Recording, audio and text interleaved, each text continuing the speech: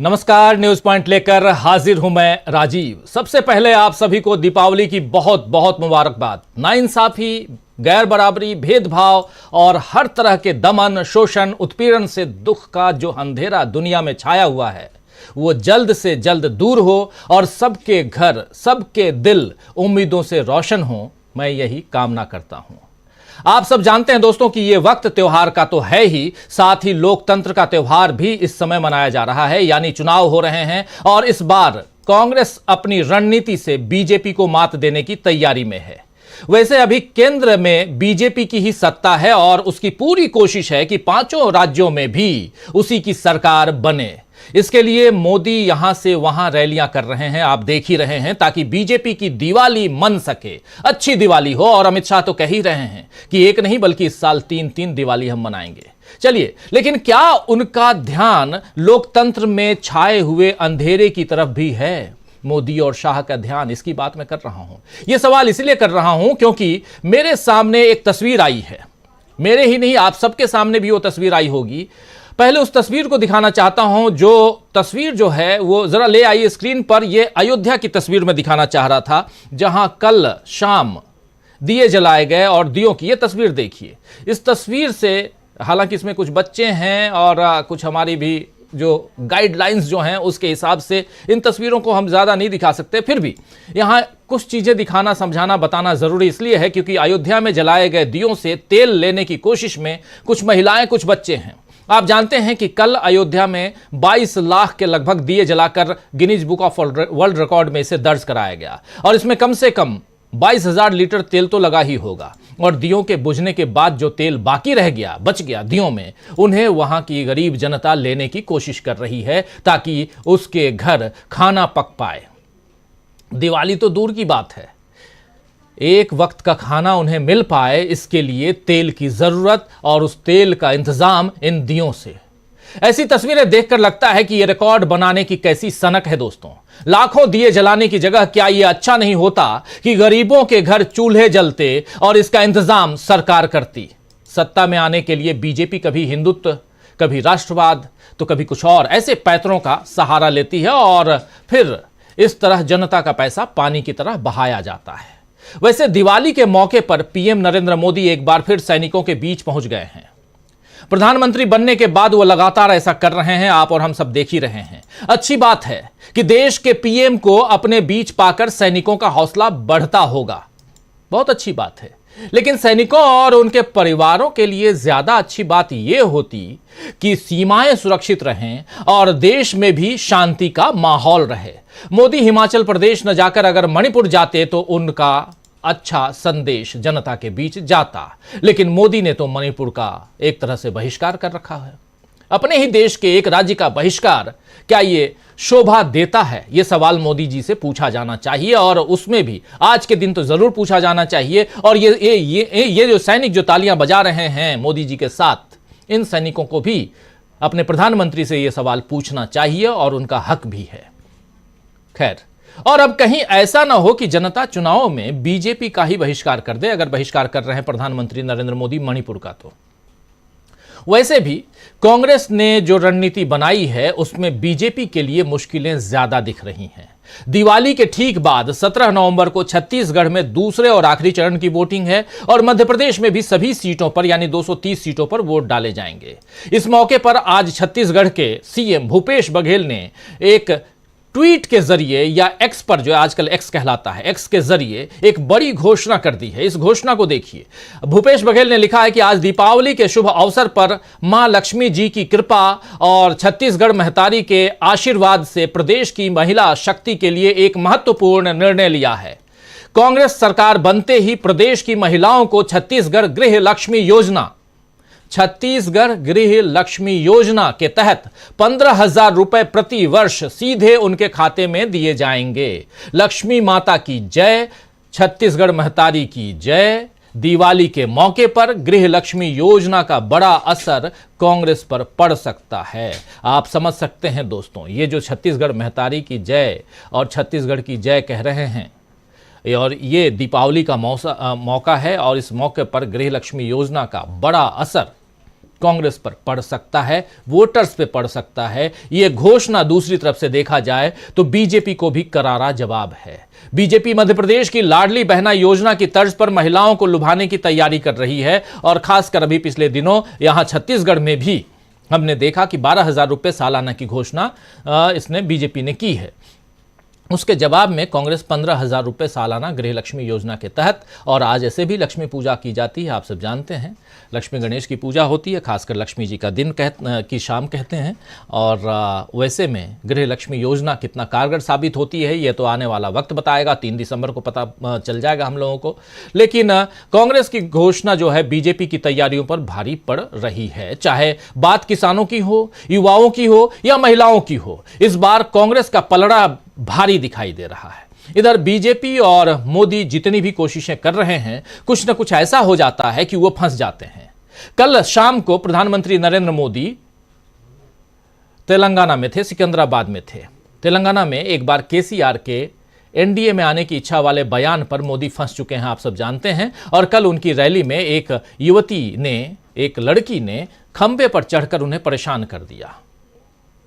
ये जो तस्वीर आप देख रहे हैं, एक लड़की खंबे पर चढ़ रही है, लेकिन यहां पर मोदी जी कह क्या रहे हैं जरा इसको पहले सुनते हैं। इस वीडियो में मोदी खंबे पर चढ़ी हुई युवती से नीचे उतरने की अपील कर रहे हैं। मोदी की रैली में ये लड़की खंबे पर इसलिए चढ़ी है ताकि उसकी बातों को सुना जाए, लेकिन गनीमत ये रही कि कोई हादसा नहीं हुआ, वरना प्रधानमंत्री की कड़ी सुरक्षा में इस तरह किसी का खंबे पर चढ़ जाना खतरनाक ही है। और सवाल यह भी है कि आखिर लोग इतने मजबूर क्यों हो रहे हैं कि उन्हें अपनी बात सरकार तक पहुंचवाने के लिए खंभों का सहारा लेना पड़ रहा है और ऐसे कदम उठाने पड़ रहे हैं। आइए जरा मोदी जी यहां क्या कुछ कह रहे हैं जरा सुनिए। बेटा नीचे आओ, बेटा नीचे आओ। देखिए बेटा, मेरा मां क्यों देगा मां जैसे बेटा, ये बेटा अच्छा नहीं है। बेटे बेटी आप नीचे आओ बेटा, बेटा नीचे आओ, बेटा नीचे आओ। देखिए बेटा, मेरा मां क्यों देगा मां जैसे बेटा, ये बेटा अच्छा नहीं है। बेटा ये तार इसका बिगड़ा हुआ है बेटा, हम आपके साथ है बेटा। प्लीज आप नीचे आइए बेटा, प्लीज बेटा आप नीचे आइए। देखिए बेटा, ये वैसे भी ये तार की स्थिति अच्छी नहीं बेटा। प्लीज बेटा नीचे आइए। बेटा ये मैं आपकी बात सुनूंगा, बैठिए बेटा, बेटा नीचे आइए प्लीज। विनो ये वहां पर शॉर्ट सर्किट है बेटा, नीचे आइए।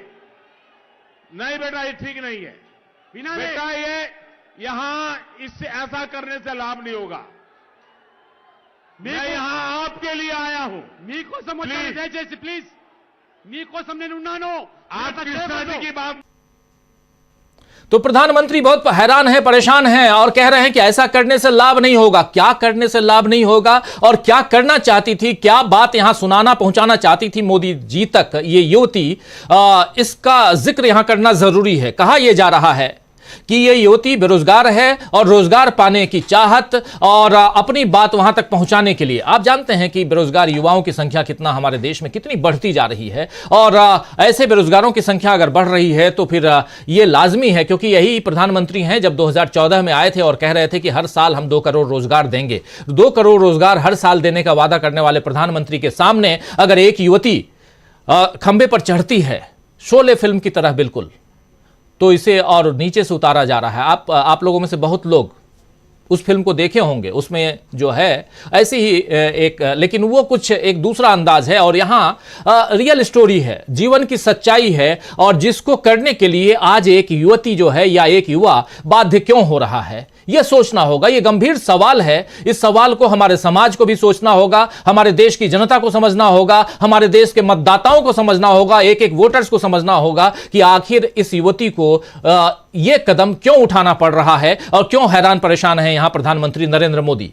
खैर आगे बढ़ें, लेकिन उससे पहले एक बात और दिखाना चाहता हूं। यहीं पर कुछ दिन पहले राहुल गांधी थे और प्रधानमंत्री नरेंद्र मोदी यहां अपनी बात तो रख रहे हैं, लेकिन दूसरी तरफ राहुल गांधी महीने भर पहले या 15 दिन पहले जब यहां थे तो उन्होंने क्या कहा था? उन्होंने कहा था कि यहां बीजेपी, केसीआर की पार्टी, बीआरएस और असदुद्दीन ओवैसी की पार्टी AIMIM तीनों मिले हुए हैं। इसीलिए आप कांग्रेस को चुनिए। आइए एक बार फिर से रिकॉल करते हैं राहुल गांधी यहां जो बातें कह रहे हैं कुछ दिन पहले, और क्यों उस संदर्भ को यहां रख रहा हूं, बाद में उस पर हम चर्चा करेंगे, लेकिन पहले सुनते हैं राहुल गांधी को। राजनीति में बहुत जरूरी होता है कि हमें मालूम हो कि हम किससे लड़ रहे हैं। जो शक्ति हमारे खिलाफ खड़ी है वो क्या है, ये समझना सबसे जरूरी चीज होती है। तेलंगाना में कांग्रेस पार्टी सिर्फ टीआरएस से नहीं लड़ रही है। कांग्रेस पार्टी टीआरएस, बीजेपी और एमआईएम के खिलाफ लड़ रही है। ये अपने आप को अलग अलग पार्टियां कहती हैं, मगर ये सारी की सारी एक साथ मिलकर काम कर रही हैं। टीआरएस को मैंने अपनी आंखों से लोकसभा में देखा है। जब भी बीजेपी को उनकी जरूरत पड़ी, एकदम उनके लोगों ने पूरा समर्थन किया। किसान बिल में जरूरत पड़ी, नरेंद्र मोदी जी ने एक इशारा किया, बीआरएस एकदम उनके साथ खड़ी हो गई। राष्ट्रपति के चुनाव में मदद की जरूरत पड़ी, वाइस प्रेसिडेंट के चुनाव में मदद की जरूरत पड़ी, एक इशारा किया, पूरा समर्थन मिला। जीएसटी में समर्थन दिया। जब भी बीजेपी को जरूरत पड़ी, बीआरएस ने एकदम उनकी मदद की। आज देखिए, हमने आज पब्लिक मीटिंग के लिए दिन चुना, तीनों के तीनों ने अपनी मीटिंग एक साथ की। क्यों? क्योंकि हमारी मीटिंग को वो तीनों के तीनों डिस्टर्ब करना चाहते थे, मगर तेलंगाना ने कांग्रेस पार्टी को इतनी शक्ति दी कि मीटिंग को नहीं डिस्टर्ब कर पाए। इसके बाद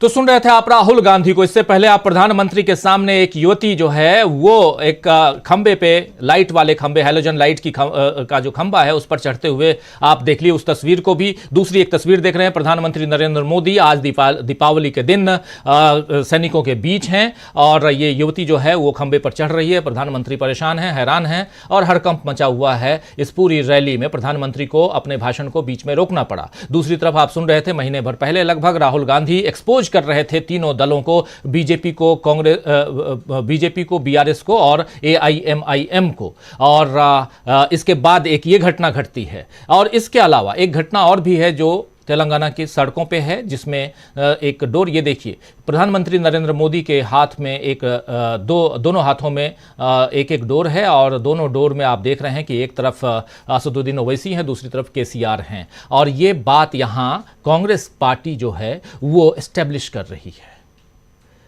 और यहीं से रणनीति जो है वो चेंज हो रही है। कांग्रेस की नई रणनीति से बीजेपी कैसे पस्त होगी, ये इसके कुछ नमूने हम आपके सामने रख रहे थे, कुछ सैंपल्स आपके सामने पेश कर रहे थे। और क्या एक पे एक जो झटके लग रहे हैं प्रधानमंत्री नरेंद्र मोदी को, बीजेपी को, उन झटकों से वो उबर पाएंगे या अपनी पार्टी को उबार पाएंगे, ये बड़ा सवाल है। ये दोस्तों आज चर्चा करते हैं न्यूज़ पॉइंट में कि क्या बीजेपी से नाराज हो रहे लोग जो हैं वो क्या कांग्रेस की बदली रणनीति से, अब बीजेपी, एक तरफ बीजेपी से लोग नाराज हो रहे हैं और दूसरी तरफ कांग्रेस की बदली हुई जो रणनीति है उससे बीजेपी पस्त होगी, बड़ा सवाल है। आज दीपावली का दिन है, सबके लिए दिवाली जो है वो खुशियां लाए, रोशनी ही रोशनी हो आपके जीवन में, लेकिन उसके अलावा जो सियासत है उसका जो एक स्याह पक्ष है, जो अंधेरा है, जो अंधकार वाला पक्ष है, उसको उजागर करना हम और आप जैसे लोगों का काम है और यही रोज़ शाम 7 बजे हम करते हैं। आइए, हमारे साथ कुछ वरिष्ठ साथी जुड़े हुए हैं, उन सबसे आपका पहले परिचय करवाता हूं और फिर आगे बढ़ते हैं हम। देखिए, हमारे साथ इस वक्त 6 वरिष्ठ साथी जुड़े हुए हैं। हमारे साथ प्रोफेसर अखिल स्वामी जी जुड़े हुए हैं, हमारे साथ प्रेम कुमार जी जुड़े हुए हैं, हमारे साथ प्रशांत टंडन जी जुड़े हुए हैं, हमारे साथ जुड़े हुए हैं प्रमोद अग्रवाल जी, हमारे साथ जुड़े हुए हैं डॉक्टर दीपक पाचपोर जी और अमलेंदु उपाध्याय जी। आप सबका स्वागत करता हूं, इस्तकबाल करता हूं और दीपावली की बहुत बहुत शुभकामनाएं देता हूं आप सबको। और आप तमाम दोस्त साथी शुभचिंतक जो अब तक जुड़ चुके हैं और जो जुड़ने वाले हैं इस कार्यक्रम में, आप सबका भी तहे दिल से शुक्रिया अदा करता हूं कि दिवाली के दिन भी, दिवाली की शाम आप लोग पटाखे और फुलझड़ियों से इतर इस कार्यक्रम को देख रहे हैं, तो आप लोगों का भी बहुत बहुत शुक्रिया और बहुत बहुत स्वागत है, इस्तकबाल है और दीपावली की बहुत बहुत शुभकामनाएं आप लोगों को भी। सीधे आना चाहता हूं प्रोफेसर अखिल स्वामी जी आपके पास। कुछ तस्वीरें हम आपके सामने पेश कर रहे थे दीपावली की शाम, और तस्वीरों में बहुत कुछ जो स्याह पक्ष की बात मैं कर रहा था, वो कैसे देखते हैं इसको? बिटिया बिजली के खंभे पे चढ़ी, इससे यह लगता है कि मन की बात को सुनना कितना उबाऊ हो सकता है और कितना आदमी को उत्तेजित कर देता है अगर केवल मन की बात की जाए और किसी को मन की बात सुननी पड़े। और बिटिया चढ़ गई, हम लोग, खैर मैंने नहीं सुनी, अगर मैंने भी सुनी होती 2-4 के बाद मैं भी किसी खंभे में चढ़ जाता। देखिए, वास्तविकता यह है कि मैनेजमेंट के अंदर टू वे कम्युनिकेशन बहुत इंपॉर्टेंट है। डेमोक्रेसी के अंदर टू वे कम्युनिकेशन बहुत इंपॉर्टेंट है, बल्कि टू वे नहीं, अगर मन की बात सुननी है तो बच्चों की मन की बात सुननी चाहिए। लोकतंत्र में ये बच्ची इसलिए चढ़ी, ये तो चलिए एक चढ़ी, आज हिंदुस्तान की जितनी भी जनसंख्या है और मेरे युवाओं की जनसंख्या है, मेरे बच्चों की जनसंख्या है, वो आज इस बात से बहुत ज्यादा परेशान है कि वो बेरोजगार है और माता पिता उनका भरण पोषण करने में परेशान है। हर तरफ से वो जूझ रहा है। उनकी किसानी खतरे में है, गाय और बैल और सांड जो है उनके खेतों को चर रहे हैं, उनको एमएसपी नहीं मिल रही है, इनपुट कॉस्ट बढ़ रही है, फर्टिलाइजर नहीं मिल रहा है, उनको हर तरह की परेशानियां हो रही हैं, अग्निवीर की तरह की योजनाएं चालू कर दी गई हैं।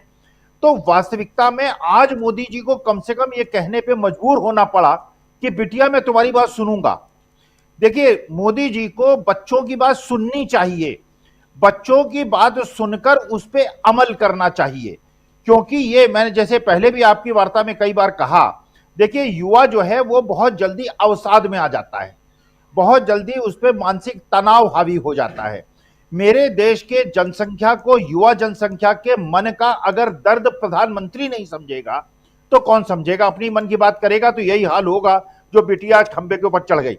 दूसरी तरफ आप देखिए, आपने अयोध्या का चित्र देखा।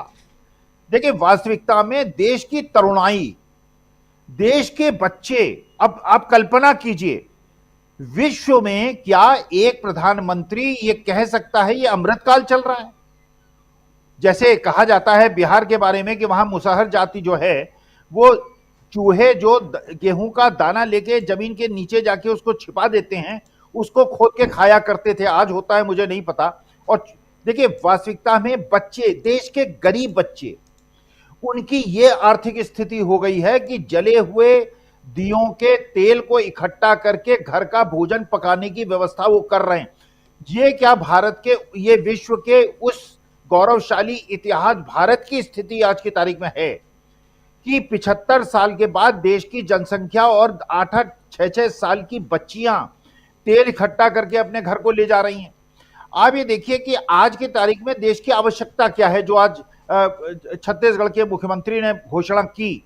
वास्तविकता में देश की आवश्यकता यह है कि हमारे देश में जो एक प्रकार की आर्थिक विपन्नता है, आर्थिक खाई है, देश का जीडीपी में बढ़ना उतना आवश्यक नहीं है जितना इस बात का आवश्यक है कि देश की जो सबसे गरीब जनता है उसके पास कम से कम 12, 14, 15 हजार की आमदनी हो, जिससे अपनी मूलभूत आवश्यकताओं की वो पूर्ति कर सके।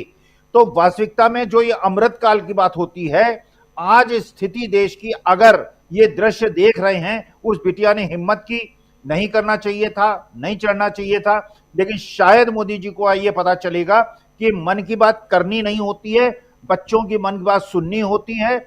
और आप, मुझे आशा है, आगे जिस सभा में जाएंगे युवाओं को बुलाएंगे, उनकी बात सुनेंगे और आप पत्रकारों को भी बुलाएंगे, जिससे प्रेस कॉन्फ्रेंस में आप लोग बच्चों की, युवाओं की, महिलाओं की जो समस्याएं हैं उसको मोदी जी से अवगत कराएं। मुझे ऐसा लगता है मोदी जी देश की जो समस्याएं हैं उससे धीर हो चुके हैं। 5 ड्रेस बदलने में, 10 करोड़ की गाड़ी में घूमने में, 7,000 करोड़ के हार उसमें हवाई जहाज में घूमने में, विदेशी राष्ट्रपति की पत्नी को 7.5 कैरेट का हीरा देने में, वो देश की विपन्नता और गरीबी को मुझे लगता है भूल गए। जी, एक बहुत बड़ी बात आप और बड़ा डिमांड आपने रख दिया है प्रधानमंत्री नरेंद्र मोदी के सामने कि वो प्रेस कॉन्फ्रेंस करें और उसमें हम लोगों को बुलाएं और हम बात करेंगे। तो ये तो 9.5 साल में तो हमने देखा नहीं। अब चलिए, हो सकता है कि आपकी बात सुनकर प्रधानमंत्री नरेंद्र मोदी जो हैं वो प्रेस कॉन्फ्रेंस कर लें।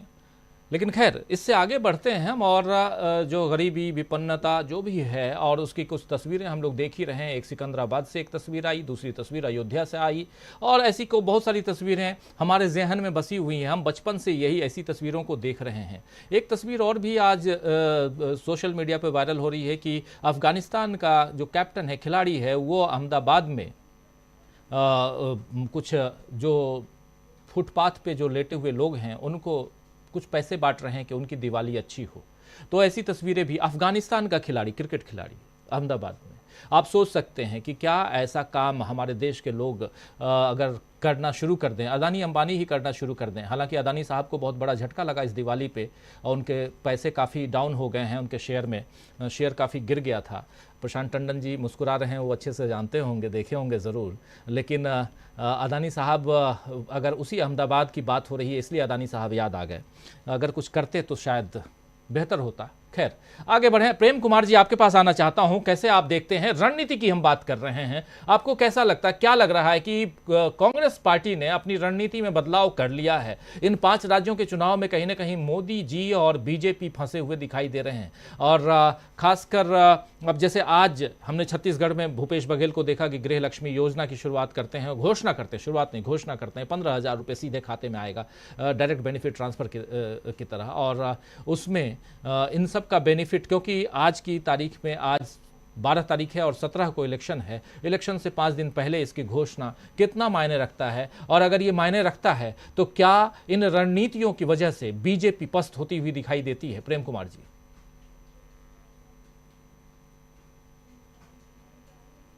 अनम्यूट कर लीजिए प्लीज।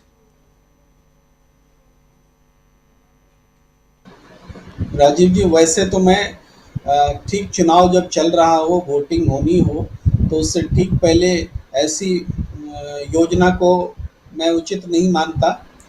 ये एक बात यह है, लेकिन इसका परिप्रेक्ष्य क्या है? अभी 15 नवंबर को केंद्र सरकार वो किस्त जारी करने जा रही है, जो कि किसान सम्मान निधि कहलाता है। तो 17,000 करोड़ रुपए बांटे जाएंगे पूरे देश के किसानों को इसी 15 नवंबर को। तो वो भी एक तरह से चुनाव के समय में गलत ही हो रहा है कि चुनाव की जबकि वोटिंग पड़नी है उस दौरान आप वोटर को लुभा रहे हैं। तो चूंकि नैतिकता कहती है कि एक गलत को आप मान रहे हैं तो दूसरा गलत को गलत कैसे कहें। तो उस हिसाब से मैं भूपेश बघेल जी के इस घोषणा को मैं काउंटर ही मान रहा हूं। लेकिन चुनाव के दौरान इस तरह की चीजें, जबकि आपने घोषणा पत्र एक हफ्ता पहले जारी किया है, तो घोषणा पत्र में क्यों नहीं था वो 15,000 रुपए देने की बात? लेकिन आप अभी कर रहे हैं, ये आलोचना का विषय है। लेकिन मैं रणनीति कह रहा हूं, चूंकि केंद्र सरकार दुरुपयोग कर रही है अपनी केंद्र सरकार की योजनाओं की, तो उसके जवाब में चुनावी रणनीति के तौर पर भूपेश बघेल इस योजना को लेकर आए हैं। तो रणनीतिक हिसाब से मैं यहाँ न्यूट्रल हो जाता हूँ। मुझे लगता है कि राजनीति को जवाब दे रही है। तो निश्चित रूप से छत्तीसगढ़ की राजनीति में कांग्रेस जीतती हुई नजर आ रही है, लेकिन ये भी सच्चाई है कि कांग्रेस की जीत उतनी बड़ी नहीं होने जा रही है जितनी बड़ी पिछली दफा थी। तो ये जो नुकसान है, इस नुकसान की भरपाई को करने के लिए, या फिर अपनी जीत को सुनिश्चित करने के लिए, या फिर अपने प्रतिद्वंदी को बहुत ज्यादा आगे न आए, चुनौती न बन पाए, इसके लिए लोक लुभावन राजनीति का ये एक कदम है, स्टेप है। ये मुझे लगता है, और राजनीति चल रहा है। लेकिन पूरे जिस तरीके से भूपेश बघेल को चुनाव के समय में करप्शन के चार्जेज में ईडी के की ओर से परेशान किया गया है, तो उसको देखते हुए भी क्या करे, विपक्ष के पास कोई चारा नहीं बचता है, क्योंकि केंद्रीय एजेंसियों का इस्तेमाल ठीक चुनाव के समय सार्वजनिक रूप से अपमानित करने में, भ्रष्ट घोषित करने में किया जा रहा है। ये एक स्थिति है। तो गलत हथकंडों का इस्तेमाल चुनाव में हो रहा है, केंद्रीय शासन, केंद्रीय सत्ता कर रही है। तो जवाब में भी कुछ एक गलत हम देख रहे हैं, ये हम कहना चाहते हैं। लेकिन चुनावी रणनीति का जहां तक सवाल है तो छत्तीसगढ़ में कांग्रेस पार्टी एक मजबूत बढ़त की ओर है, और इसके बावजूद कि पिछले बार की तुलना में सीटें कम हो सकती, लेकिन उस नुकसान को घटाने के लिए और अपनी स्थिति को मजबूत करने के लिए कांग्रेस एक पहल करती दिख रही है। अब नरेंद्र मोदी जी के बरक्स जो कुछ बातें उभर रही हैं, उन तस्वीरों में जो लड़की चढ़ रही है पोल पर, ये वो तस्वीरें हैं जो प्रायोजित नहीं है। आमतौर पर होता क्या है कि नरेंद्र मोदी जी उतरते हैं, बच्चे को खिलाते हैं, कुछ बातें करते हैं, कोई एम्बुलेंस गुजरता है वहां वो रास्ता दे देते हैं, वो सब चीजें प्रायोजित होती रही हैं। हमने तो ये भी देखा है कि जो महिला आकर के मन की बात में कह जाती कि उनको मकान मिला, बाद में पता चलता है कि वो भी गलत बात थी, उनसे कहवाया गया। हम ये देखते हैं कि जो एड में दिया जाता है जिस महिला का फोटो कि उनको मकान मिला, वो किराए के घर में रह रही होती है। इन सब उदाहरणों के बीच एक सच्चा उदाहरण जो सामने आया है, देश के प्रधानमंत्री, दुनिया के सबसे बड़े लोकतंत्र का दावा करने वाले देश भारत के प्रधानमंत्री, उनके सामने एक बच्ची अपनी डिमांड लेकर के खंबे पर चढ़ गई, अपनी जान की परवाह नहीं करते हुए। तो ये एक बहुत फ्रस्ट्रेटिंग इवेंट है नरेंद्र मोदी के लिए। इससे पहले पार्टी के भीतर, इससे पहले उनके चुनाव में हिमाचल प्रदेश में एक प्रत्याशी उनके कहने से नहीं बैठा, एक मुख्यमंत्री उनके साथ डायस शेयर करने से इनकार कर रहे हैं, और मणिपुर वो जा नहीं सके, मिजोरम वो जा नहीं सके, चुनाव प्रचार वो कर नहीं सके, और जहां चुनाव प्रचार कर रहे हैं वहां फ्रस्ट्रेटिंग इवेंट सामने आ रहा है। ये बता रहा है कि मोदी मैजिक कहाँ है। मोदी है तो मुमकिन है, तो क्या मुमकिन है? क्या एक बच्ची जान दे दे, ऐसे हालात मुमकिन हो गए हैं? ये परिस्थिति बता रही है कि उनका मैजिक खत्म हो गया है, और पार्टी के भीतर शिवराज सिंह चौहान उनको चुनौती दे रहे हैं, पार्टी के भीतर वसुंधरा राजे उनको चुनौती दे रहे हैं, उनकी चुनौती को मानना पड़ रहा है, और रमन सिंह तक को भी उनको मानना पड़ रहा है, जिन सारे नेतृत्व को नकार कर चले थे। इवन कर्नाटक में जो हालात हैं, कर्नाटक में बीजेपी से लोगों में भगदड़ के आसार हैं। वो पार्टी को फिर से येदियुरप्पा की शरण में जाना पड़ा है, फिर से ऑपरेशन लोटस की उम्मीद जग रही है कि वो कुछ करें, और जवाब में वहां भी कांग्रेस कुछ ऐसा करने जा रही है। हो सकता है कुछ ऐसा करे जिसको हम फिर से बोलने के लिए मजबूर हो जाएं कि वैसा ही बनना जरूरी नहीं है जैसा कि बीजेपी ने राजनीति की। हम तो चाहेंगे कि एक समांतर में अच्छी राजनीति और मजबूत राजनीति की शुरुआत हो, खरीद फरोख्त के चक्कर में कांग्रेस ना पड़े, हम तो आकांक्षा रखते हैं। हाँ, लेकिन ये भी बात है कि सरकार कांग्रेस की गिर नहीं रही है कर्नाटक में कि उसको अपनी सरकार बचाने के लिए खरीद फरोख्त करना पड़े, मगर हाँ, ऑपरेशन लोटस की गुंजाइश है। उसके काउंटर में कांग्रेस अपने आप को मजबूत करने के लिए 2024 की तैयारी के लिए अगर अपनी पार्टी को अपने में जोड़ती है, दूसरी पार्टी से कोई आना चाहता है, तो ये आज परिस्थिति बदली है। 1.5 साल पहले कोई कांग्रेस में नहीं आ रहा था, कांग्रेस से जा रहा था। आज सब जगह कांग्रेस में आ रहे हैं, तो इसको हम एकदम से नकारात्मक भी नहीं ले सकते, लेकिन हम आकांक्षा रखते हैं कि कांग्रेस उस रास्ते पर ना चले जिस रास्ते पर बीजेपी चलती रही है, ऑपरेशन लोटस करती रही। तो ऑपरेशन हस्त होना जरूरी नहीं है, ये हम कहना चाहते हैं। जी बिल्कुल बिल्कुल, लेकिन सियासत है और यहाँ सब कुछ जायज़ है कहा जाता है। और दूसरी चीज़, आप और हम बहुत अच्छी तरह से जानते हैं कि लोहा लोहे को काटता है, लोहा को लकड़ी नहीं काट सकते। यानी आप सॉफ्ट राजनीति करिए, राहुल गांधी जिस राजनीति को आगे बढ़ा रहे हैं उस राजनीति को आगे बढ़ाइए। बिल्कुल आप जो कह रहे हैं वो सही है, लेकिन साथ साथ मजबूती, दूध का जला छाछ भी फूंक फूंक कर पीता है, तो वही अभी शायद छाछ को फूंक फूंक कर पी रही है कांग्रेस पार्टी, और अपनी सरकार जहां है वहां उसको मजबूती प्रदान करना चाहती है। आने वाला वक्त बताएगा। 15 तारीख को, आज 12 है, 15 तारीख को कर्नाटक से बड़ी खबरें मिल सकती हैं, आप तक हम जरूर पहुंचाएंगे, जिसकी तरफ इशारा कर रहे हैं प्रेम कुमार जी। उस पर चर्चा हम करेंगे। 2 दिन इंतजार कीजिए, तीसरे दिन आप तक हम कर्नाटक से कुछ बड़ी खबरें पहुंचाएंगे। खैर, आना चाहता हूं प्रशांत टंडन जी आपके पास, आपसे समझूं कि क्या कांग्रेस की जो नई रणनीति है, चुनावी रणनीति, उसमें बीजेपी फंसी हुई नजर आ रही है? क्या उसमें बीजेपी पस्त होती हुई नजर आ रही है? और ये नई चुनावी रणनीति लेकिन आखिर है क्या, आपसे समझो।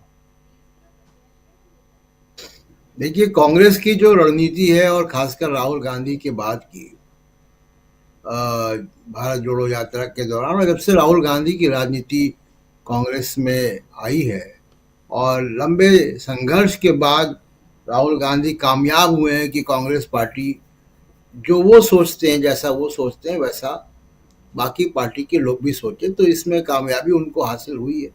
और वो क्या है? वो भारत के संविधान के 3 प्रमुख बिंदु हैं: सामाजिक, राजनीतिक और आर्थिक इंसाफ।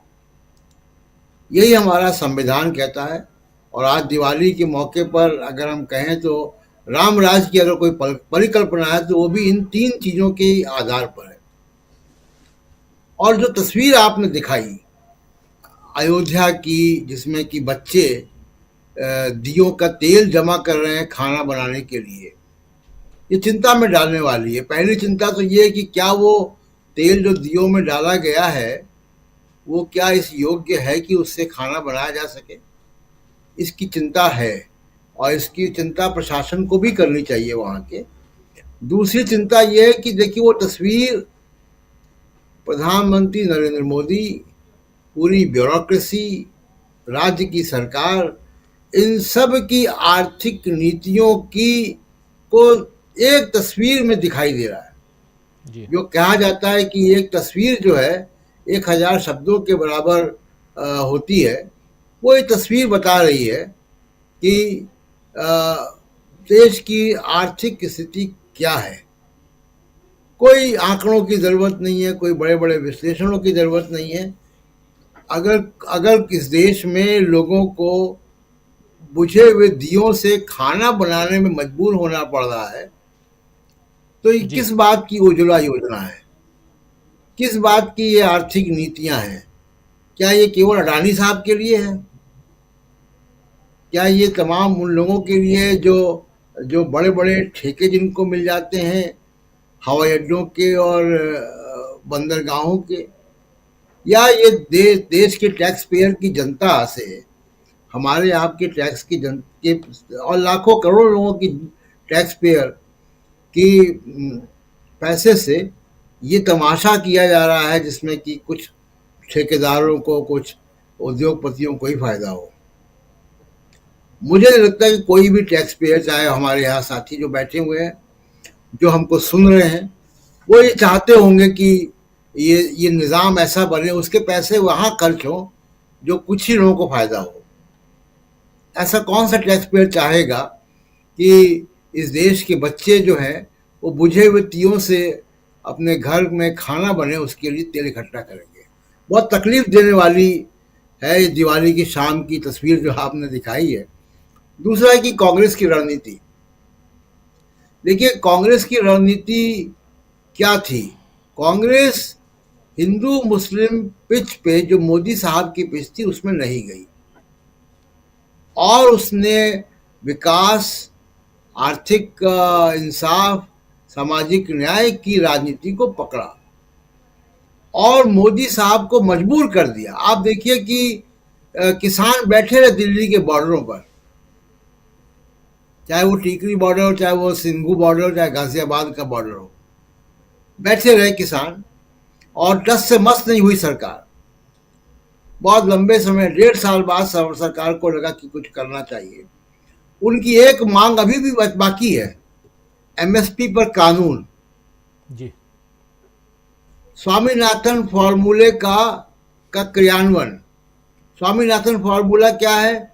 अभी प्रोफेसर अखिल स्वामी कह रहे थे इनपुट कॉस्ट किसान की, तो इनपुट कॉस्ट प्लस उस जमीन का किराया जिस पे वो किसान खेती करता है प्लस 50%, ये स्वामीनाथन आयोग का स्वामीनाथन फॉर्मूला है एमएसपी का। इस एमएसपी के फॉर्मूले की जगह आप जहां चुनाव हो रहे हैं वहां पे एमएसपी एक नहीं घोषित कर रहे हैं। वो एमएसपी का जो भार है वो वहां की राज्य सरकार पर जाएगा। आर्थिक भार राज्य सरकार के पास तमाम सारे और काम होते हैं विकास के, जो उसको करने हैं। शिक्षा राज्य सरकार को करनी है, स्वास्थ्य राज्य सरकार को करना है, सड़कें हाईवेज के अलावा राज्य सरकार को बनानी है। तो राज्य सरकार के ऊपर आप इतना बोझ डाल देंगे, और टैक्स का सारा पैसा केंद्र सरकार जमा करती है, बड़ा हिस्सा केंद्र सरकार लेती है जीएसटी का। तो केंद्र सरकार क्यों नहीं करती है? मैं फर्क बता रहा हूं आपको राजीव जी, क्या हुआ है मोदी साहब के आने के बाद कि कोई भी सरकारी योजना जब लॉन्च होती है, जैसे मान लीजिए कि मैं राजीव गांधी विद्युतीकरण, ग्रामीण विद्युतीकरण परियोजना की बात करूं, उसमें 90% से ऊपर पैसा केंद्र सरकार का होता था, आज नहीं है जी। यूजीसी में 60% से ऊपर पैसा केंद्र सरकार का होता था, अब नहीं है। वो सारे फॉर्मूले बदल दिए गए। सारा जो आर्थिक बोझ है केंद्रीय योजनाओं का वो भी राज्यों के ऊपर डाल दिया गया, जिसमें पोस्टर मोदी साहब का लगता है, फोटो मोदी साहब की लगती है। तो कांग्रेस ने कम से कम इतना तो किया है कि आज चाहे वो मध्य प्रदेश हो, चाहे वो छत्तीसगढ़ हो, चाहे वो तेलंगाना हो, मोदी साहब को सामाजिक न्याय की बात करनी पड़ रही, दलितों की बात करनी पड़ रही है, आरक्षण की बात करनी पड़ रही है, और जो जिन रेवड़ी की वो मजाक उड़ा रहे थे वो रेवड़ियां उनको बांटनी पड़ रही बोले खोल खोल के। तो ये कम से कम कांग्रेस ने ये किया कि इनको हिंदू मुसलमान की पिच से अपनी पिच पे ले आए। अब इस पे अगर चुनाव होगा तो जनता को पूरा अधिकार है कि वो चुने इस आधार पर कि किसका रिकॉर्ड अच्छा है और किसने क्या किया है। तो कांग्रेस की ये तो कामयाबी है कि उन्होंने हिंदू मुसलमान की पिच से उनको, मोदी साहब को विकास, सामाजिक न्याय और आर्थिक नीतियों की पिच पे ले आए हैं। अब चुनाव के नतीजे बताएंगे कि जनता ने किसको गंभीरता से लिया। बिल्कुल। तो ये हम दिसंबर को देखेंगे कि जनता ने किसको गंभीरता से लिया।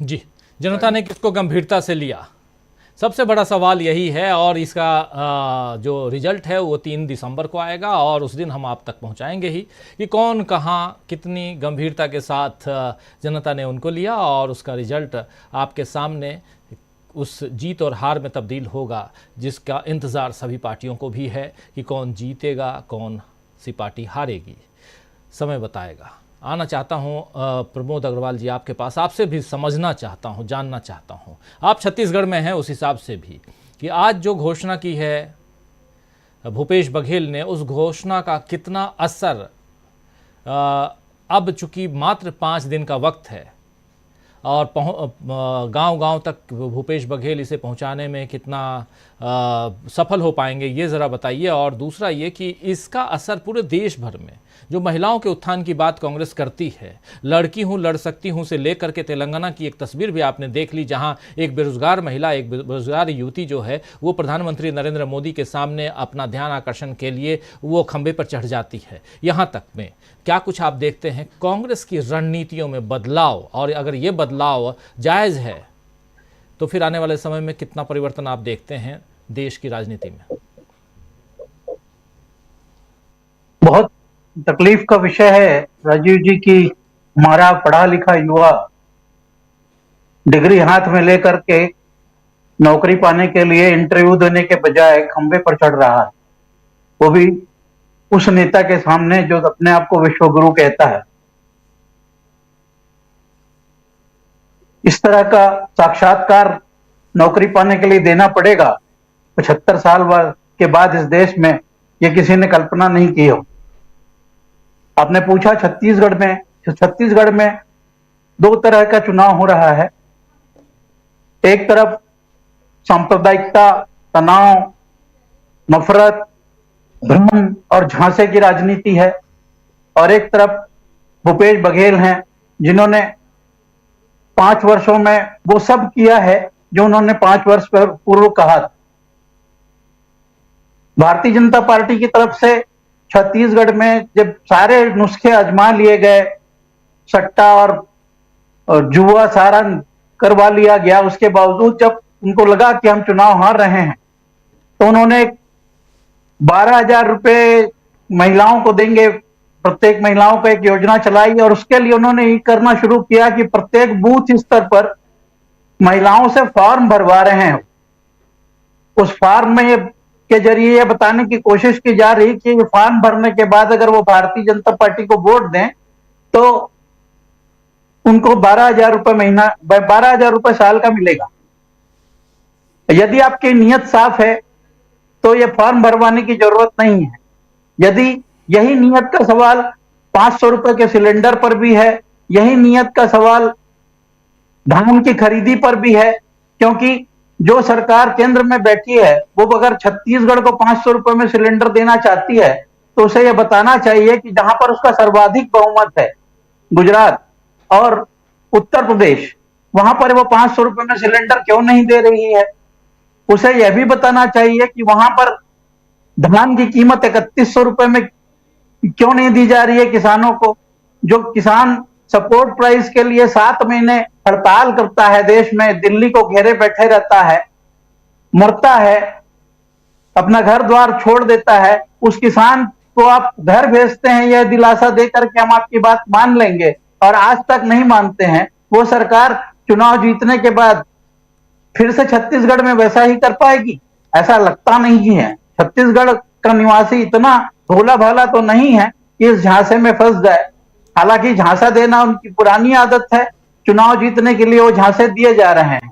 यही बात वो तेलंगाना में क्यों नहीं कहते। तेलंगाना भी चावल का बड़ा उत्पादक राज्य है, वहां पर उनकी एमएसपी के बारे में बात नहीं करते। मिजोरम तो खैर वो गए ही नहीं, वहां तो बात करने का सवाल ही नहीं पैदा होता था। दूसरी बात, रणनीति के जहां तक सवाल है तो आपको याद होगा कि इनके पूर्वज श्यामा प्रसाद मुखर्जी का ये नारा दोहराया करते थे, एक झंडा, एक विधान, एक संविधान, एक समान। वो सारा इन्होंने खुद ही छोड़ दिया है, क्योंकि इनके अलग अलग राज्यों में अलग अलग विधान चल रहे हैं, अलग अलग संविधान चल रहे हैं। नरेंद्र सिंह कृषि मंत्री तोमर साहब के बेटे के 100 करोड़ की बात पर इनका ईडी वहां कुछ नहीं करता, वहां संविधान बदल जाता है, वहां विधान बदल जाता है। यहां पर जिस असीम दास को पकड़ा है इन्होंने, जिस ड्राइवर के पास से 5 करोड़ रुपए हासिल किए हैं और यह कहा गया है कि वो रुपया भूपेश बघेल के लिए मंगाया गया था, उस ड्राइवर ने अदालत में अर्जी दे करके कहा है कि मेरे गाड़ी में रुपया ईडी ने रखवाया था, मुझे पता नहीं मेरी कार में रुपया कहां से आया था। उसने ये भी कहा है कि जिस सोनी को ये महादेव ऐप का मालिक बता रहे हैं उसका बचपन का दोस्त है, उसके जरिए वो 2 बार दुबई गया भी है, लेकिन उसी दिन उसका फोन आया, एक नया फोन और एक नई कार उसको उसने भेजी और उस कार में पैसा रखा हुआ पाया गया और उसे असीम दास का बता दिया गया। तो ये सारे हथकंडे चुनाव के अपनाए जा रहे हैं। सीबीआई और ईडी को सामने रख करके आप चुनाव लड़ रहे हैं।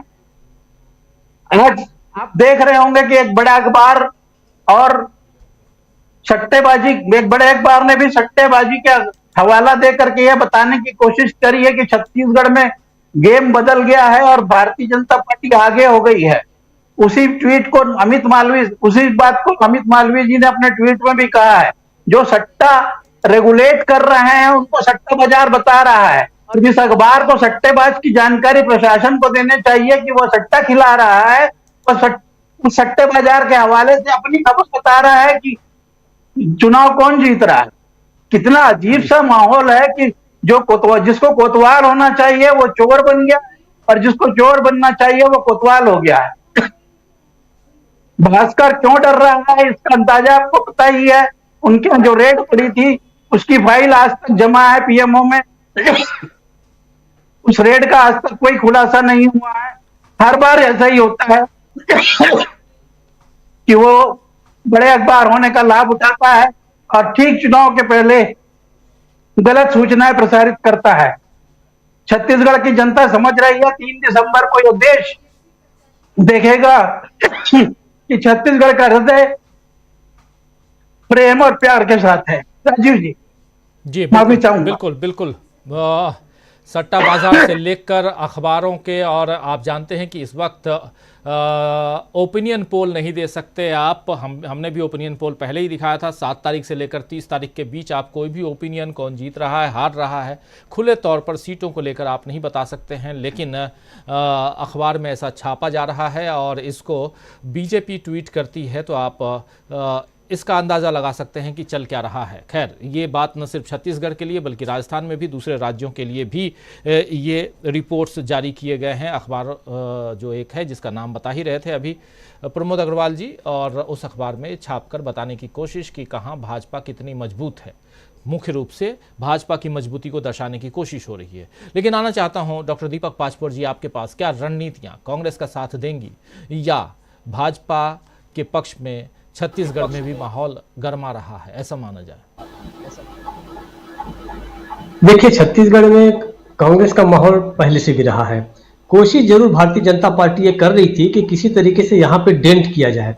उसके लिए उसने 2-3 तरह से जो कांग्रेस का जो गढ़ है, किला है, उस पर उसने गोलाबारी करने की कोशिश की।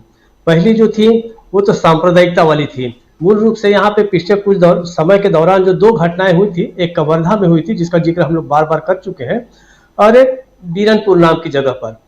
इसको भुनाने की कोशिश बार बार इस तरीके से होती रही है कि एक जगह पर जो है वो मोहम्मद अकबर जैसा मंत्री है जिसको हराने की पूरी कोशिश की जा रही, सांप्रदायिकता का खेल खेलने का। दूसरा, एक जो यहाँ पे साहू की युवक की मौत हुई थी, उसको भी इसी तरीके से सांप्रदायिक रंग देने के लिए उसके पिताजी को चुनाव में खड़ा किया गया है, और वो है जो रविंद्र चौबे कह के जो काफी कद्दावर नेता है, काफी लोकप्रिय नेता है, उनके खिलाफ खड़ा किया गया है। लेकिन बड़ा साफ नजर आ रहा था कि वहां बहुत ज्यादा कुछ करने की स्थिति में नहीं है। तो उसके बाद दूसरी चीज लाई गई, ये महादेव वाला जो मामला है।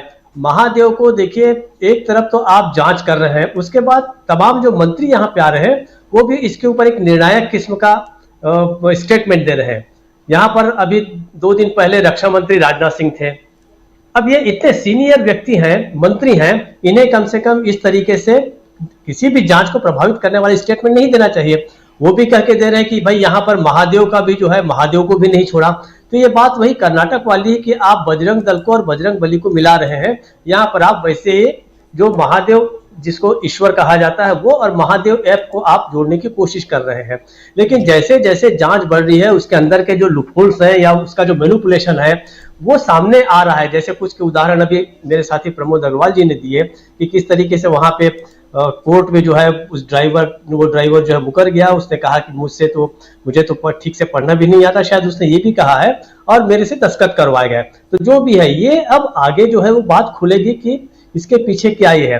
तो अब रह जाता है भारतीय जनता पार्टी को वापस आना पड़ा उसी विकास के मुद्दे पर या कुछ मुद्दों को लेकर, और उन्हें ऐसा लगा कि आखिरी वक्त पर अगर हम किसी तरीके के कुछ प्रलोभन जैसी चीजें या कुछ बड़ी घोषणाएं कर ले, कुछ वादे कर ले, कुछ गारंटी दे दें, तो शायद कुछ स्थिति बदल सकती है। हाँ, ये अगर ऐसे राज्य में होता जहां पर कोई काम ही नहीं हुआ रहता, मान लीजिए कोई ऐसा विपक्षी दल की वहां सरकार रहती, वहां पे भारतीय जनता पार्टी जाकर लड़ती और वहां पर इस तरीके की घोषणाएं होती तो उसका असर हो रहा था। लेकिन आप जो घोषणाएं कर रहे हैं या तो भूपेश बघेल के से भी कम वाली घोषणाएं हैं या उसके बराबर अगर लाने की कोशिश कर रहे हैं, तो उसमें यही इस तरीके की घोषणाएं हो रही कि आप हर विवाहित महिला को 12,000 रुपए सालाना देने की घोषणा करते हैं और उसके लिए फॉर्म छाप के अखबारों में आप कहते हैं कि इसको आप भरकर भारतीय जनता पार्टी के कार्यालय में दे आइए। स्वाभाविक है और अच्छा भी हुआ कि आचार संहिता के उल्लंघन का मामला जो है वो दर्ज हो गया और 2 जिलों में इसके खिलाफ कार्रवाई भी हुई है। जिन जिलों के भाजपा कार्यालयों ने आवेदन लेने शुरू कर दिए थे वहां पर कार्रवाई हो भी गई है। आगे उस जांच में क्या होता है वो एक देखने की बात है। लेकिन कुल जमा छत्तीसगढ़ में अब जो दूसरी बात यह है कि 12,000 के मुकाबले 15,000 का ऐलान करना, अब आप ये देखिए कि अब भारतीय जनता पार्टी क्या करे। निश्चित रूप से अब कांग्रेस तो कोई आवेदन मंगाने नहीं जा रही है, वो सावधान हो गई है और ऐसा करने वाली भी नहीं थी। दूसरी और कुछ चीजें हुई हैं। देखिए, अभी कुछ दिन पहले राजनांदगांव एक और बहुत महत्वपूर्ण जगह है, वो इसलिए बहुत ही महत्वपूर्ण बन गया है क्योंकि जो पूर्व मुख्यमंत्री हैं डॉक्टर रमन सिंह, वो भी वहां से चुनाव लड़ रहे हैं। अब जिस तरीके से भारतीय जनता पार्टी अलग अलग मौकों पे अलग अलग घोषणाएं कर देती है आचार संहिता का ये किए बिना, तो निश्चित रूप से दूसरी पार्टियों को इससे बल मिलता है और आप उसके बाद उसका कोई विरोध कर नहीं पाएंगे।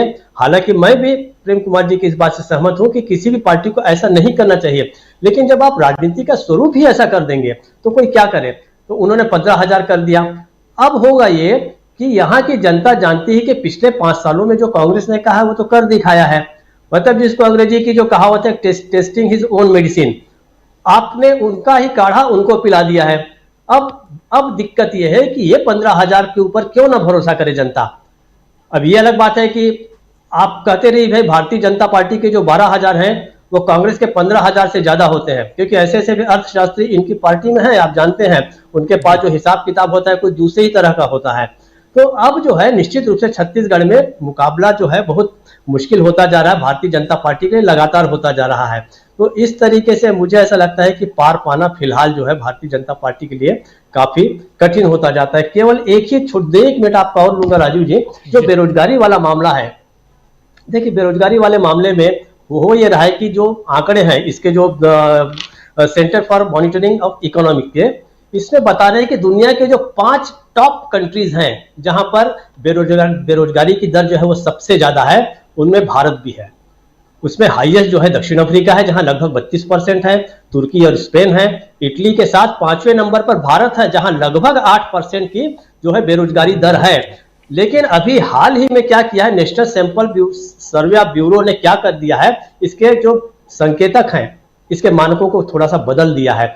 आज ही प्रधानमंत्री मोदी एक भाषण में कह रहे थे कि भारत में बेरोजगारी की दर काफी कम हुई है। तो उसका कारण यह है कि बेरोजगारी की परिभाषा को ही बदल दिया है राजीव जी। कह दिया गया है कि एक हफ्ते में अगर कोई व्यक्ति 1 घंटे भी काम नहीं करता उसे ही बेरोजगार माना जाएगा। मतलब यदि कोई व्यक्ति पूरे हफ्ते में एक दिन 1 घंटे का भी काम कर देता है तो उसको रोजगार माना जाएगा, कि वो व्यक्ति जो है वो बेरोजगार नहीं है। तो इस हिसाब से तो बेरोजगारी की दर घटेगी ही घटेगी। देखिए कितनी विचित्र बात है। और इसी का ढोल जो है अब ये पीटा जा रहा है कि हाल के पिछले कुछ दिनों से भारत में बेरोजगारी की दर जो है वो बहुत कम हुई है, ये ऐसा कहा जा रहा है। तो इस तरीके से आप आंकड़ों के साथ खिलवाड़ करेंगे तो कोई बेरोजगार वो खंबे पे ना चढ़े तो और क्या करे।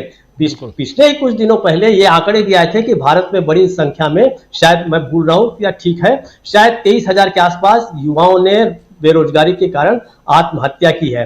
तो इसके ऊपर केंद्र सरकार को ध्यान देना चाहिए, कम से कम सही आंकड़े तो पेश करें, तभी तो आप इस समस्या का हल ढूंढ सकेंगे। राजीव जी। जी बिल्कुल बिल्कुल, दवा बनाने वाले भी आप ही और खाने वाले भी आप ही, खिलाने वाले भी आप ही। तो फिर ठीक है, जैसा आप नियम कायदा बनाएंगे उसी हिसाब से आप सामने रिपोर्ट भी रखेंगे। और रिपोर्ट जो है वो हमेशा जब आपके मन मुआफिक रिपोर्ट्स नहीं आती हैं तो आप कह देते हैं कि ये आंकड़े जो हैं वो गलत हैं। आप याद कीजिए, चाहे भुखमरी के आंकड़े हों, चाहे बेरोजगारी के आंकड़े हों, और पिछले दिनों हमने देखा कि जीडीपी के आंकड़ों के साथ भी ऐसा ही कुछ था। लेकिन खैर, ये मोदी सरकार है और मोदी है तो मुमकिन है कहा जाता है। लेकिन अमलेंदु उपाध्याय जी, ज़रा आपसे भी समझूं कि ये जो मुमकिन वाली बात कांग्रेस के लिए कितना लागू होती है, कि कांग्रेस की नई रणनीतियों पर आगामी चुनाव में सफलता पाना भी क्या मुमकिन है कांग्रेस के लिए, या जो बीजेपी जिसके बारे में अभी प्रमोद अग्रवाल जी बता रहे थे, उनके बाद फिर डॉक्टर दीपक पाचपोर जी बता रहे थे, और छत्तीसगढ़ के संदर्भ में खासकर इसलिए क्योंकि छत्तीसगढ़ में लगातार ये कहा जा रहा है कि वहाँ पर कांग्रेस रिपीट कर रही है, लेकिन अब अखबारों के ज़रिए कुछ खबरों और कुछ प्रायोजित समाचारों के ज़रिए बताने की कोशिश कि नहीं, वहाँ बीजेपी के पक्ष में हवा चल रही है। और पिछले 10 दिनों में हवा इतनी तेज़ गति से चल रही है कि अब तो वहाँ पर बीजेपी की सरकार आ रही है। कैसे देखा जाए? देखिए राजीव जी, एक तो हवाएं जो है वो पता नहीं किस तरीके से चलने लगती हैं। वो हवा चक्की जो कहलाती है, पवन चक्की, वो भी लगा दी जाती है तो हवा जो थोड़ी तेज चलने लग जाती है। टरबाइन लगा दी जाती है तो और तेज चलने लग जाती है। और जो छत्तीसगढ़ है राजीव जी, मध्य प्रदेश से लगा हुआ है, मध्य प्रदेश की कट के बना है, तो वहाँ तो बताया जाता है कि बड़े बड़े जो है वो पवन चक्कियाँ लगी हुई हैं अडानी जी की, बहुत सारी वहाँ पे बताया जाता है। आप जाइए भोपाल से इंदौर के रास्ते में तो आपको बहुत बड़ी बड़ी टरबाइन जो लगी हुई दिख जाएंगी, हवा वाली, वायु वाली जो है। तो हवा का रुख जो है किस तरीके से होता है वो उस तरीके से बनाया जाता है। लेकिन प्रधानमंत्री नरेंद्र मोदी को बधाई है राजीव जी कि 70 सालों में वो पहले प्रधानमंत्री हैं भारत के जिनके सामने कोई जो है वो बिजली के खंभे पे बेरोजगार चढ़ गया। तो इसके लिए प्रधानमंत्री बधाई के पात्र हैं। उनकी मन की बातें जो है सुन के जो है लोग अपने मन की बातें जो खंभे पे चढ़ के बताने लगे हैं, तो इसके लिए प्रधानमंत्री बधाई के पात्र हैं कि अब लोगों को अपनी मन की बात कहने के लिए प्रधानमंत्री के सामने जो है बिजली के खंभे पे चढ़ना पड़ता है। तो ये 70 सालों में ऐसा दिव्य नज़ारा जो है वो अभी देखने को मिल रहा है। नारा चल रहा है राजीव जी की मोदी है तो मुमकिन। अभी मैं देख रहा था सोशल मीडिया पे एक मैनपुरी के कवि हैं, कोई हरिराम सिंह शाक्य या ऐसे करके कुछ हैं, उनकी एक 2-2.5 मिनट की कविता वो बड़ी वायरल हो रही है। अब वो कह रहे हैं कि 200 रुपये किलो टमाटर मोदी है तो मुमकिन है, 1000 रुपये का सिलेंडर मोदी है तो मुमकिन है, और तमाम तीस तरह की चीज़ें मोदी है तो मुमकिन है। वो बता रहे हैं सारी चीज़ें वो बहुत वायरल हो रही है सोशल मीडिया पे। कोई भी वो कोई शाक्य है, मैनपुरी के हैं, शायद नाम है उनका हेमराज सिंह शाक्य, तो उनके नाम से कोई सर्च करे तो मिल जाएगी ट्विटर पे आपको दौड़ती हुई कविता। तो ये प्रधानमंत्री जो हैं राजीव जी, हम लोग बचपन में थे तो गोपाल दास नीरज की एक कविता थी, उसका वो गाना हम सुना करते थे कि जलाओ दिए पर रहे ध्यान इतना, अंधेरा धरा पर कहीं रह ना जाए। ये जो फितूर है दिमाग के अंदर की इतने लाख दिए जला के हमने विश्व रिकॉर्ड बनाया है राजीव जी, तो ये जो चिराग तले अंधेरा है, ये उस कहावत को चरितार्थ करने वाली खबरें जो हैं वो विजुअल्स जो आ रहे हैं वो सब वही है कि चिराग तले अंधेरा जो कहा जाता है उसको हमारी उत्तर प्रदेश की सरकार ने वो चरितार्थ किया है। किस तरीके से कि जहां आप जो है वो 2.5 लाख दिए और 24 लाख दिए आप जला रहे हैं, वहां दियों से तेल लेकर के और घर का खाना पकाने के लिए गरीब जो है वो अयोध्या में दिखाई पड़ रहा है। तो ये मुझे लगता है कि ये जितना वर्ल्ड रिकॉर्ड की चर्चा होगी 3.5 लाख दिए जले, उससे ज़्यादा चर्चा जो है इन विजुअल्स की होगी कि बच्चे जो हैं और गरीब लोग जो हैं वो उन दियों से तेल निकाल करके अपने कंटेनर्स में इकट्ठा कर रहे हैं। अगर इस सरकार को और भारतीय जनता पार्टी को जरा भी इस देश के सम्मान की चिंता होती तो कम से कम इस तरीके की नाटक नौटंकी खासतौर से दिवाली के त्यौहार पर न की जाती कि इस तरीके के विजुअल सारी दुनिया में जाएं। लेकिन चूंकि मोदी है तो मुमकिन है का मामला है, तो ये सब कुछ हो सकता है और ये इसी का जो है वो हो रहा है। राजीव जी, आपको याद होगा कि जब 2004 में अटल बिहारी वाजपेयी जी प्रधानमंत्री थे तब भी नारा दिया था इंडिया इज शाइनिंग, और उस समय भी भारत बहुत ज़्यादा चमक रहा था। अब तो कुछ ज़्यादा ही चमकने लगा है। अब तो प्रधानमंत्री जो है वो कहते हैं कि अब चमकता हुआ ही सब कुछ और 100 साल तक आगे का जो चमकता हुआ सब दिखाई दे रहे हैं। तो हो सकता है राजीव जी की 2024 में जो 2004 से ज़्यादा चमकती हुई भारतीय जनता पार्टी जो है चुनाव के बाद जनता दिखाए कि जिस तरीके से 2004 में इंडिया शाइनिंग हो रहा था उससे ज़्यादा प्रधानमंत्री जो है वो भारत को चमका रहे हैं। तो 2024 में जो है चूंकि मोदी है तो मुमकिन है तो कुछ ज़्यादा ही भारतीय जनता पार्टी को चमकाती देश की जनता। अब बहरहाल ये प्रधानमंत्री के ऊपर और भारतीय जनता पार्टी के ऊपर है कि किस तरीके से आप अपनी नीतियों को लागू करते हैं, किस तरीके से आप जनता के हित के लिए काम करते हुए दिखाई पड़ते हैं, ये देखने वाली चीज़ होगी। अभी जो हंगर इंडेक्स की रिपोर्ट आई राजीव जी, भारत इसमें जब नीचे फिसला तो भारत की तरफ से फिर आपत्ति दर्ज कराई जी कि हमारे आंकड़े नहीं है। तो जो जिस संस्था ने तैयार की वो रिपोर्ट, उसका बयान आया कि भाई हमने तमाम देशों के लिए हंगर इंडेक्स जारी किया, किसी की तरफ से कोई आपत्ति नहीं है, ये अकेला भारत है जिसकी तरफ से आपत्ति है। जब विश्व स्वास्थ्य संगठन ने कोरोना से मौतों को लेकर के आंकड़े जारी किए, अकेला भारत था जिसने था वो उसके ऊपर आपत्ति जताई कि साहब ये आंकड़े सही नहीं है, और किसी ने भी आपत्ति नहीं जताई, यहाँ तक कि अमेरिका ने भी आपत्ति नहीं जताई, जबकि उसकी भी जो थी वो ये आया कि आंकड़े अमेरिका ने भी छिपाए हैं। तो यानी कि आप आंकड़े छिपाते भी हैं और आप आंकड़ों से बचने के लिए आप जो ये कहने लगते हैं ये आंकड़े सही नहीं है, और आप खुद आंकड़े जो जारी करना बंद कर देते हैं। आप ये जारी नहीं कर रहे हैं आंकड़े कि इस देश के अंदर बेरोजगारी की दर कितनी है और कितने बेरोजगार है, ये आंकड़े आपके पास नहीं है। सदन के अंदर आपसे जब पूछा जाता है, लोग सवाल पूछते हैं कि देश के अंदर बेरोजगारी की क्या स्थिति है, पीएम केयर फंड के अंदर कितना पैसा आया है, आपके पास उसके कोई आंकड़े नहीं होते हैं। और जो संस्थाएं जब आंकड़े जारी करती हैं तो आप उसके ऊपर जो है वो प्रश्न चिन्ह लगाते हैं। तो मुझे लगता है राजीव जी इसी तरीके से भारत को जो चमकाने की तैयारियां हैं वो चल रही हैं, और वो पोस्टरों के जरिए हो चाहे वो मीडिया के जरिए हो, जिस तरह की चीज़ें करने की कोशिश की जाती हैं। तो ये सब पेड न्यूज़ का ज़माना है और पेड न्यूज़ के मामले में भारतीय जनता पार्टी सबसे आगे है। तो उस तरह की चीज़ें कुछ हो सकती हैं वो दिखाई जाए, लेकिन जनता जिस बात को राजीव जी समझ रही है मुझे लगता है वो भारतीय जनता पार्टी के लिए अच्छी चीज़ें नहीं है। आप 3 दिसंबर तक पेड न्यूज़ के जरिए आप चमकते रह सकते हैं, हवा आपकी चल सकती है, लेकिन जब ये हवाएं उल्टी चलती हैं, पश्चिमी विक्षोभ पैदा होता है, तो राजीव जी मौसम बदलना शुरू हो गया है। भारतीय जनता पार्टी को चिंता करनी चाहिए। जी, क्या स्वामी जी मौसम बदल रहा है? मौसम बदलना शुरू हो गया है क्या स्वामी जी? देखिए राजीव जी, मौसम तो बदला है। मैं एक अर्थशास्त्र का एक छोटा सा सिद्धांत बताता हूं, आप लोगों ने सुना होगा। हास्यास्पद है, बहुत लोगों को बिलीव नहीं होगा। वो ये कहते हैं कि इकोनॉमी का और अंडरगारमेंट्स की सेल का डायरेक्ट कोरिलेशन है। अगर अंडरगारमेंट्स की सेल कम हो जाए, इसका माने इकोनॉमी डाउन हो रही है, इसलिए कि लोग खर्चे कम कर देते हैं और नए अंडरगारमेंट्स नहीं खरीदते। एक नया सिद्धांत डीबी लाइव के माध्यम से मैं प्रतिपादित करता हूं और इसे टेस्ट कर लीजिएगा राजीव जी। यह सिद्धांत यह है कि अगर आपके आसपास के जानवर भूखे घूम रहे हो, इसका माने देश की इकोनॉमी बहुत खराब स्थिति में है। और क्योंकि मुझे शौक है, मैं जरा इस चीज पे ज्यादा ध्यान देता हूं। राजीव जी आप भी देखिएगा, ध्यान दीजिएगा। आज के समय में न केवल इंसान, कुत्ते, बिल्ली, बंदर, कौवे, तोते, चिड़िया भी भूखे घूम रहे हैं। क्योंकि आज से 5-7 साल पहले तक आदमी जो उसके अधिक इनकम होती थी, खर्चे कम होते थे, वो जानवरों को फीड करते थे। आज की स्थिति यह है, आप विश्वास मानिए, गाय और भैंस इस प्रकार से निरीह भाव से आपको देखते हैं क्योंकि उनका जो मालिक है वो चारा खरीदने में सक्षम नहीं है, क्योंकि उसको जो दूध के दाम मिल रहे हैं और जो उसके चारे की कॉस्ट है उसमें वो दूध नहीं बेच सकता, इसलिए वो घर से निकाल देता है जानवरों को। और देखिए कितनी हास्यास्पद स्थिति राजीव जी बना दी है। आपने क्या सड़कों पे, मैं एक ऐसा विषय उठा रहा हूं जो थोड़ा सा अजीब सा लगेगा, आपने सड़कों के किनारे सांड देखे होंगे, आपने भैंसे देखे क्या? कारण क्या है? कारण देखिए कितनी आपने एक विद्रूप स्थिति बना दी है। गांवों के अंदर किसान इस स्थिति में नहीं है 2-3 एकड़ वाला कि अपने खेतों के चारों तरफ चारदीवारी बनवा दे या तार लगवा दे, और जानवर उसकी 50% की फसल को चौपट कर रहे हैं, क्योंकि एक अपनी नई रणनीति आपने बता दी कि गौवंश जो है उसकी हत्या नहीं होगी।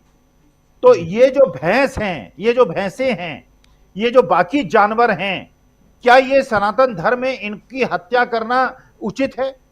तो इसका मतलब ऐसी विद्रूप स्थिति। और राजीव जी वास्तविकता ये है, लोग जो कैटल फार्मिंग करना बंद कर दिया है, लोगों ने गाय पालन बंद कर दिया है। लोग अगर गाय, देखिए किसानों की एक बहुत बड़ी आमदनी गौ पालन से आती थी। गौ को पालना, अगर बीमारी से भी गौ मर जाए तो उसके बाद भी समाज, ये जो गौ रक्षक हैं, वो किस प्रकार की स्थिति गौपालक के लिए कर देते हैं। तो वास्तविकता में इन लोगों की इतनी बिल्कुल जिसे कहते हैं ना डिसओरिएंटेड पॉलिसीज हैं। इन्होंने किसानों को, बच्चों को, नौजवानों को, हर समाज के हर वर्ग को इतना ज्यादा, जो इनका एक अनर्थ शास्त्र है, जो एक अनर्थ समाज शास्त्र है, उसके माध्यम से भारत की जनता को परेशान कर दिया है, लोगों की आमदनी बंद कर दी है। इंसान भी भूखा घूम रहा है, जानवर भी भूखा घूम रहा है, और पूरे सामाजिक स्थिति जो है विद्रूप स्थिति में आ गई। जी, सामाजिक स्थिति की बात बता रहे हैं स्वामी जी, और साथ साथ ये समाज किस दिशा में जा रहा है और यहाँ पर महंगाई, बेरोजगारी का क्या आलम है, इस पर भी हम चर्चा कर ही रहे हैं। और ये चर्चा इसलिए भी क्योंकि प्रधानमंत्री नरेंद्र मोदी के सामने अगर कोई लड़की जो है या कोई युवती अगर खंबे पर चढ़कर कहे कि मुझे रोजगार चाहिए, तो ये अपने आप में बहुत बड़ी बात मानी जाएगी, क्योंकि आप प्रधानमंत्री के सामने हैं और उस प्रधानमंत्री के सामने जो मोस्ट पॉपुलर होने और विश्व गुरु होने की बात दावा उनके जो समर्थक गण हैं वो करते हैं, लेकिन वही प्रधानमंत्री जो अपनी जुबान से कहते थे कि हर साल 2 करोड़ लोगों को रोजगार देंगे हम, हमारी सरकार आप बनवाइए, लेकिन आज 10 साल बाद, यानी लगभग 10 साल का वक्त होने को चला है और 2 करोड़ रोजगार तो दूर, यहाँ एक युवती रोजगार के लिए, अपनी मांगों के लिए वो खंबे पर चढ़ी हुई दिखाई देती है। इन तस्वीरों का आप लोग देख चुके हैं, पहले भी हम इस पर चर्चा कर चुके हैं। आना चाहता हूं प्रेम कुमार जी आपके पास, कैसे देखा जाए प्रेम कुमार जी, थोड़ा सा अब रणनीति हम दूसरी तरफ लेके चलते हैं। कांग्रेस की रणनीति की हम बात कर रहे हैं, कांग्रेस की नई रणनीति से बीजेपी होगी पस्त, हम यहाँ लिख भी रहे हैं। आज दिवाली का दिन और इस दिन यही समझने की कोशिश की 5 राज्यों के चुनाव, और उसमें भी प्रधानमंत्री नरेंद्र मोदी आज सैनिकों के बीच हैं, लेकिन मणिपुर नहीं गए, बहिष्कार कर रखा है। क्या जनता ने अगर बहिष्कार कर दिया तो क्या होगा प्रेम कुमार जी? राजीव जी, कांग्रेस की जो रणनीति बीते दिनों दिखी है, उसी का परिणाम है कि उसका फर्क भारतीय जनता पार्टी की रणनीति पर दिखा है और दिख रहा है। और इसी वजह से वो हताशा भी नज़र आ रही है। मैं एक बात बोलना चाहता हूँ, जो मुझे अमलेंदु जी जब बात कर रहे थे तो मेरा ध्यान गया, उधर मैं ध्यान दिलाना चाहता हूँ। वो इंडिया शाइनिंग वाली बात, कि इंडिया शाइनिंग जबकि लग रहा था कि सरकार रिपीट होगी, तो सरकार रिपीट क्यों नहीं हुई थी?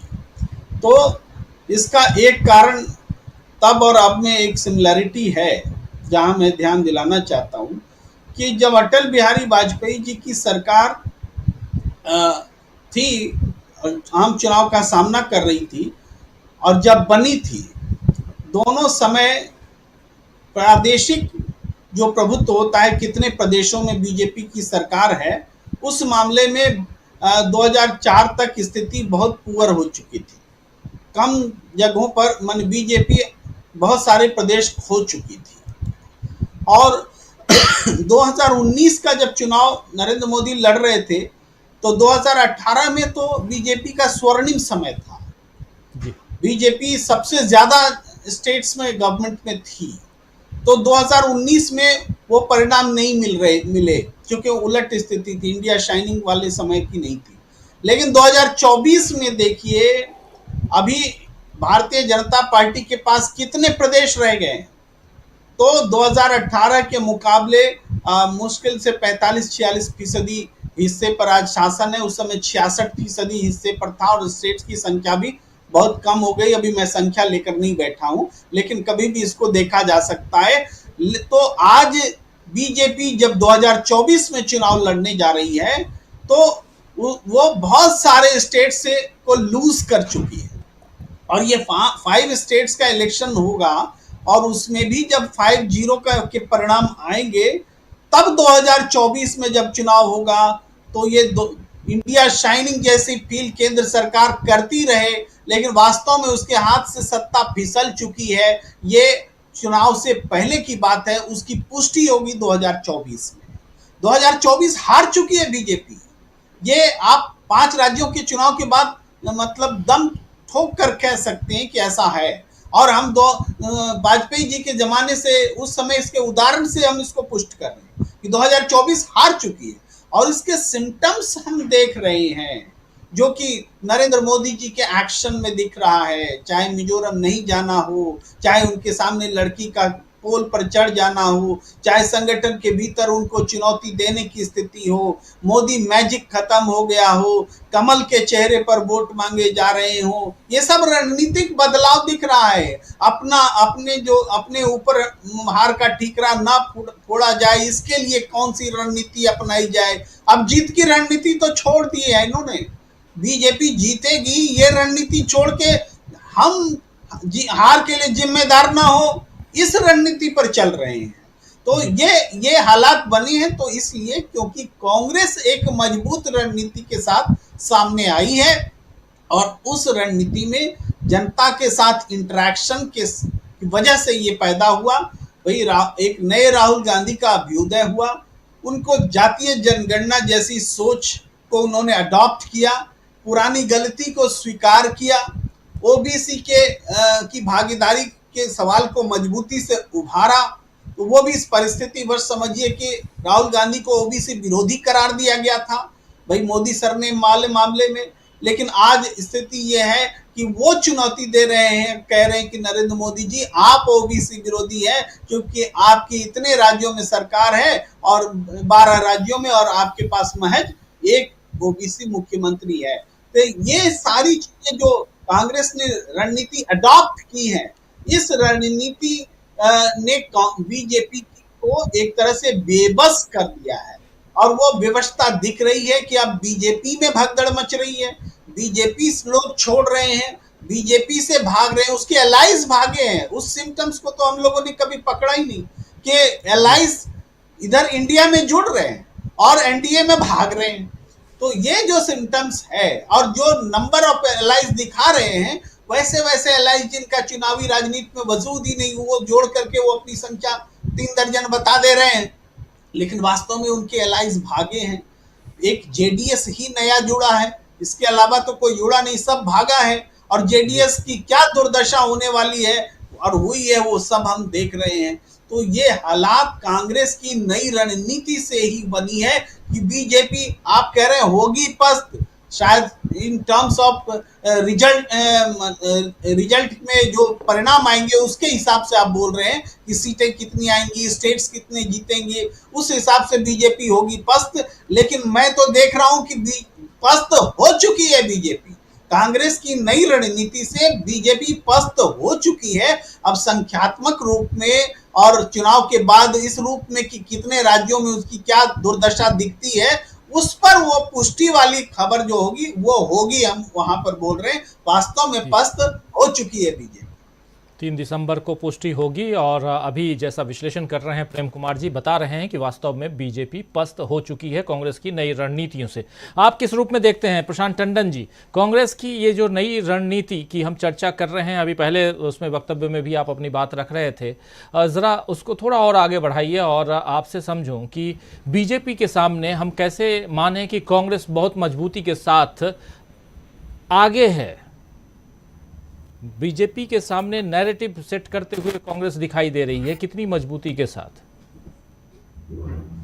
देखिए, आपको मैं मध्य प्रदेश का उदाहरण देता हूं। मध्य प्रदेश में राहुल गांधी या मल्लिकार्जुन खड़गे बीजेपी कांग्रेस के जो मुख्य नैरेटिव है या मुख्य रणनीति है उसके प्रमुख किरदार नहीं है।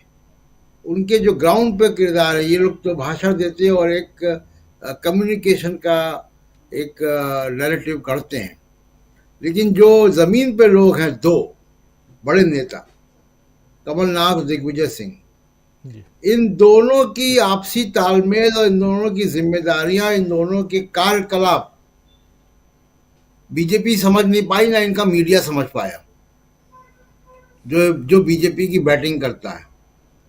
कमलनाथ और दिग्विजय सिंह दोनों अलग अलग ऑडियंसेस को अलग अलग कार्यक्षेत्र में काम कर रहे हैं और दोनों में एब्सोल्यूट कोऑर्डिनेशन है, जो जानकारी मुझको मिलती है। कोई मतभेद या ऐसी कोई बात नहीं है, केवल ये मीडिया में, और ये भी इसलिए फैलाया जाता है कि वो काम जो है वो जो कर रहे हैं उस काम में बाधा आए या उसमें रुकावट आए। लेकिन वो किन लोगों को दोनों लोग एंगेज कर रहे हैं और इनकी रणनीति क्या है, दोनों की बिल्कुल अलग अलग है। बिल्कुल अलग अलग ऑडियंसेस को ये लोग एड्रेस कर रहे हैं, अलग अलग प्रॉब्लम्स को प्लग कर रहे हैं, जिसको मैं सार्वजनिक रूप से अभी उतना शायद ना कह पाऊं, लेकिन उसको समझ नहीं पाए लोग। और ये कांग्रेस की बड़ी रणनीति है। आपने क्या किया? आपने शिवराज सिंह चौहान को किनारे कर दिया, कैलाश विजयवर्गीय को एक विधानसभा सीट में आपने कि उनको हेलीकॉप्टर नहीं मिला। तो एक तो कांग्रेस की रणनीति का ये नया हिस्सा जो मध्य प्रदेश में हमको देखने को मिला जी। ऐसी राजस्थान में आप देखिए कि सचिन पायलट और गहलोत के बीच में अब ऐसा कुछ नहीं है जो परसेप्शन क्रिएट किया जा रहा था। गहलोत के यहाँ अगर ईडी जाती है गहलोत के बेटे के यहाँ, तो सचिन पायलट दिल्ली में आके प्रेस कॉन्फ्रेंस करते हैं। तो कांग्रेस ने अपने स्टेट लीडरशिप के लेवल पे तो वो सब चीजें जो है वो उन लूप होल्स को प्लग कर लिया है। ऐसे छत्तीसगढ़ में आप देखिए तो छत्तीसगढ़ में भी आपको ऐसा सामंजस्य देखने को मिलेगा। और दूसरी जो बड़ी रणनीति का हिस्सा है, जो जिसकी चर्चा मैं बार बार करता हूं कि घोषणा पत्र के माध्यम से, योजनाओं के माध्यम से, नीतियों के माध्यम से उन्होंने बीजेपी को मजबूर किया है कि वो अपना जो हिंदू मुसलमान का प्लैंक है उससे बाहर निकले। और वो बाहर निकल गए। प्रेम कुमार जी इंडिया शाइनिंग की बात कर रहे थे, और इंडिया शाइनिंग के वक्त मैं एक न्यूज़ चैनल में था और तब भी एक बात हो रही थी कि ये बीजेपी किस दिशा में जा रही है। मुझे वही इंडिया शाइनिंग अभी याद आ रहा है जिस तरह मोदी चल चुके हैं ऑलरेडी। और ये इंडिया शाइनिंग ऐसा ही हमको देखने को मिलेगा जब 3 दिसंबर के रिजल्ट आएंगे और इसके बाद आप देखिएगा कि 2024 में बीजेपी की रणनीति लगभग पूरी लड़खड़ा चुकी होगी। अभी आप देखिए, मैं पहले भी चर्चा कर चुका हूं कि मोदी साहब की बातों का कोई असर नहीं है। और इस बात को मैं बार बार कहता हूं कि उन्होंने कुछ ऐसा कर दिया है हेडलाइन मैनेजमेंट के चक्कर में कि उनके किसी भाषण का असर, किसी बात का असर 3 दिन से ज्यादा होता नहीं है। तो वो कन्हैया लाल की बात राजस्थान में करते हैं, उसके बाद वो बहस उठती नहीं है। वो ऐसी कुछ बात मध्य प्रदेश में आके करते हैं, वो बात उठती नहीं है। तो इस वक्त जो बीजेपी है, वो बीजेपी का जो रणनीतिकार है, वो काफी, मैं कहूँगा कि उनके अंदर फोकस नहीं है। उस फोकस से वो हट चुके हैं और वो क्या कुछ कर पाए इस 6 महीने में, मुझको यकीन नहीं कि वो कुछ कर पाएंगे नहीं, क्योंकि इतना आसान नहीं होता है एक दिशा में जाना और फिर वहाँ से यू टर्न लेकर वापस आना और फिर नए रास्ते पे चलना, इतना आसान नहीं होता। तो मुझे लग रहा है कि काफ़ी भटकाव है उनका। सोशल मीडिया भी आप देख लीजिए तो काफ़ी भटकाव है। उनको ये भटकाव राहुल गांधी ने दिया है जी। राहुल गांधी इसमें कामयाब रहा है, चाहे अपने एंगेजमेंट के जरिए, चाहे भारत जोड़ो यात्रा के जरिए। और जैसे वो मुद्दों पे टिके रहते हैं और उनका कोई असर नहीं होता, रिस्पॉन्ड नहीं करते। पहले के लोग, पहले की कांग्रेस, यानी राहुल गांधी के पहले की कांग्रेस बीजेपी की तमाम बातों पर रिस्पॉन्ड करती थी और वो फिर बीजेपी अपना खेल करने में कामयाब हो जाती थी। अब उल्टा हो रहा है। अब बीजेपी जो है वो एमएसपी की घोषणा कर रही है, बीजेपी किसानों के लिए घोषणा कर रही, बीजेपी जो है वो महिलाओं के लिए घोषणा कर रही। तो वापस बीजेपी को, क्योंकि बड़ा कॉन्फिडेंस था अपने हिंदू मुसलमान प्लैंक पे, बीजेपी कभी इन सब चक्करों में पड़ती नहीं थी, लेकिन अब बीजेपी को रिस्पॉन्ड करना पड़ रहा है। ये कांग्रेस की जो रणनीति है, इसमें मुझे लग रहा है कि ये कामयाबी का एक संकेत जरूर दिखाई दे रहा है। जी, कामयाबी का संकेत। बीजेपी और कांग्रेस की रणनीतियों की बात, और उसमें कांग्रेस की रणनीति क्या बीजेपी से ज्यादा मजबूत है, इस पर हम चर्चा कर रहे हैं। क्लोजिंग कमेंट के लिए आना चाहता हूं प्रमोद अग्रवाल जी आपके पास। प्रमोद जी, कैसे देखते हैं आप, क्या आपको भी लगता है कि कांग्रेस की रणनीति जो है, क्योंकि अभी आप बता रहे थे भास्कर ने जो छापा है और वहां तो बीजेपी की रणनीति दिखाई दे रही है कि अच्छी है, जिस कारण अब छत्तीसगढ़ में भाजपा दावा कर रही है कि उनकी सरकार बनने जा रही है, वैसे देखा जाए तो। लेकिन चूंकि आप वहां पे हैं ग्राउंड पे, और आपसे बेहतर कौन बता सकता है कि रणनीति में कौन माहिर है और किसकी सरकार बनने जा रही है? मैं टंडन जी की बात को थोड़ा सा आगे बढ़ा रहा हूं जी। मैं भी वही विरोधाभास देख रहा हूं जो उन्होंने दिखाने की कोशिश करी है। आप अंदाजा लगाइए कि मोदी ब्रांड जिसके पास हो, वो पार्टी प्रमोद कृष्णन जैसे आदमी का ट्वीट रिट्वीट कर रही है, उसके पीछे चलने की कोशिश कर रही है कि प्रमोद कृष्णन ने कह दिया कि कांग्रेस हिंदू को नहीं मानती। मोदी जी नहीं कहते हैं क्या? उनका नाम क्यों नहीं लेते आप? राजस्थान और मध्य प्रदेश में कुछ प्रत्याशियों ने भावी मुख्यमंत्री के रूप में वसुंधरा राजे और शिवराज सिंह का नाम ले लिया और फिर बाद में उन्होंने माफी मांगी कि साहब गलती से निकल गया मुंह से, वे ये दोनों मुख्यमंत्री होने नहीं जा रहे। छत्तीसगढ़ में अमित शाह जी ने रायगढ़ में एक पूर्व आईएएस चुनाव लड़ रहे हैं, ओपी चौधरी, उनके लिए कहा मतदाताओं से कि साहब इनको मैं बहुत बड़ा बनाने वाला हूं, इनको चुनाव जिता दीजिए। यह बात भी बीजेपी के बहुत सारे लोगों को खटकी है, क्योंकि यहां पर बहुत सारे मुख्यमंत्री पहले से मौजूद हैं। रमन सिंह जी चुनाव लड़ ही रहे हैं, लता उसेंडी जी हैं, ब्रजमोहन जी हैं और खुद प्रदेश अध्यक्ष अरुण साव हैं। ये सारे लोग मुख्यमंत्री बनना चाहते हैं। आदिवासी मुख्यमंत्री की भी बात है और वहां एक नवोदित आईएएस को मुख्यमंत्री बनाने की बात इशारों में अमित शाह ने की है।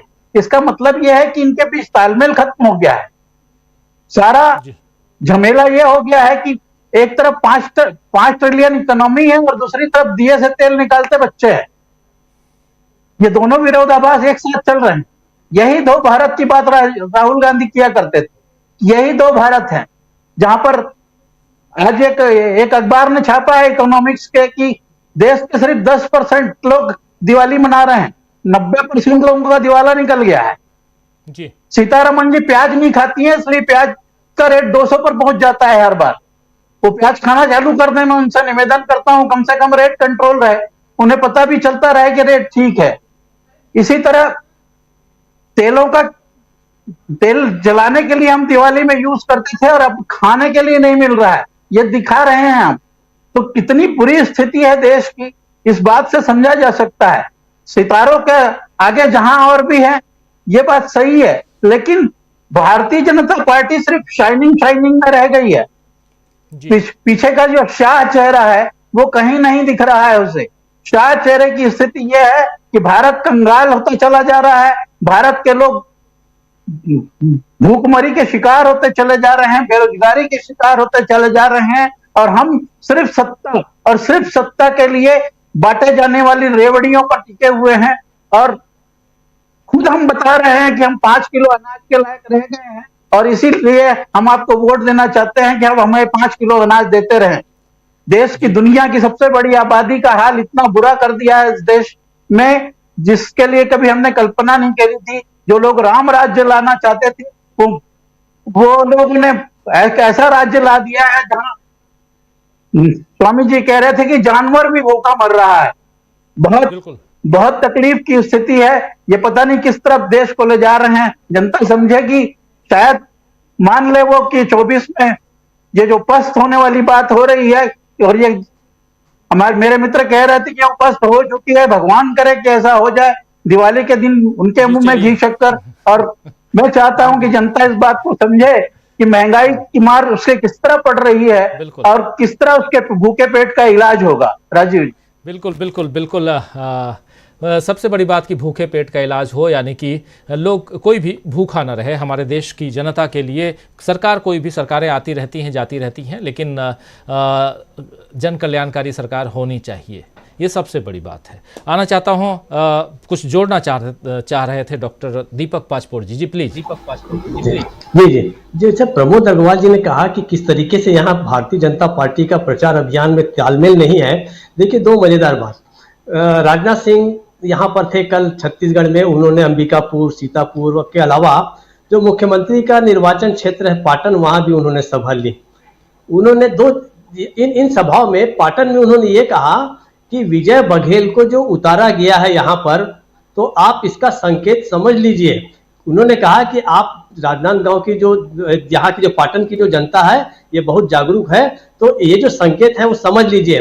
तो संकेत क्या है? क्या विजय बघेल को मुख्यमंत्री बनाया जा रहा है? अगर ऐसा है तो डॉक्टर रमन सिंह क्या करेंगे? और ओपी चौधरी को जो किया जा रहा था कि उन्हें अमित शाह करके गए कि उन्हें मैं बड़ा बनाने जा रहा हूं वगैरह वगैरह। तो देखिए तालमेल का अभाव। दूसरी बात, एक और मजेदार बात कही राजनाथ सिंह ने, उन्होंने कहा कि मोदी जी के सपनों का जो भारत है वो कांग्रेस के कारण नहीं बन पा रहा है। मोदी जी के सपनों का छत्तीसगढ़ कांग्रेस की सरकार के कारण नहीं बन पा रहा है। उन्होंने बड़ा मजेदार बयान दिया। उन्होंने कहा कि देखिए, मोदी जी जब प्रधानमंत्री बने उसके कुछ ही समय के बाद कांग्रेस की सरकार छत्तीसगढ़ में बन गई, जबकि उसके बीच में जो है 4 साल का अंतर है। तो उनका अगर ये कहना है कि कांग्रेस के कारण मोदी के सपनों का भारत नहीं बन पा रहा है, तो क्या पहले के 15 साल में जो भारतीय जनता पार्टी जो छत्तीसगढ़ बना रही थी, क्या वो मोदी सरकार के सपनों का वो छत्तीसगढ़ नहीं है? और इन दोनों छत्तीसगढ़ में क्या फर्क है, यही कम से कम सामने आ जाए। तो तालमेल का अभाव और विमर्श का भी बड़ा बेतरतीब किस्म का प्रेजेंटेशन जो है भारतीय जनता पार्टी की ओर से हो रहा है। मुझे लगता है कि पार्टी भी उलझी हुई है और मतदाता जो है वो और उलझते जाएंगे। राजीव जी।